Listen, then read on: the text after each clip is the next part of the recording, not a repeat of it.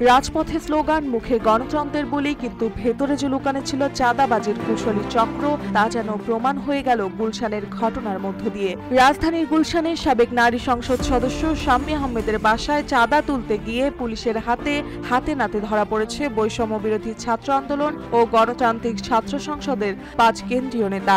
ঘটনার পর সংগঠনের ৩ জনকে স্থায়ীভাবে বহিষ্কার করা হয়েছে সাংগঠনিক শৃঙ্খলা ভঙ্গের অভিযোগে।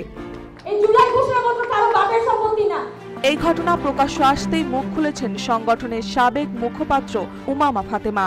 নিজের ফেসবুক পোস্টে আটককৃতদের ছবি শেয়ার করে তিনি জানান, এসব ছাত্র নেতাদের মুখোশ অনেক আগে থেকেই ফেটে পড়েছিল, কিন্তু কেউ শুনছিল না। তিনি লেখেন, এই ছাত্রগুলোকে তো বহুদিন ধরে নেতাদের পেছনে প্রোটোকল দিতে দেখা গেছে। সচিবালয় থেকে মিছিল, মিটিং, এমনকি মারামারিতেও তারা সবসময় সামনে থেকেছে।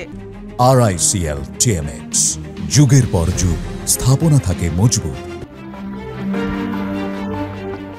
উমামা অভিযোগ করেন, আটক করা রিয়াদ নামের এক যুবক গত ডিসেম্বরে রূপায়ণ টাওয়ারের মেয়েদের সঙ্গে অশোভনীয় আচরণ করে। তিনি বলেন, তখনই জেনেছিলাম তার বিরুদ্ধে হুমকি, মারধর আর চাঁদাবাজির একাধিক অভিযোগ রয়েছে।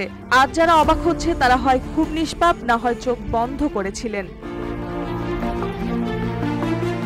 উমামার অভিযোগ শুধু কয়েকজনের বিরুদ্ধে নয়, বরং গোটা প্ল্যাটফর্মের ভেতরে ঢুকে পড়া সুবিধাবাদীদের দিকেই। তিনি ক্ষোভ প্রকাশ করে লেখেন, এই প্ল্যাটফর্মকে যেভাবে পেরেছে নষ্ট করেছে।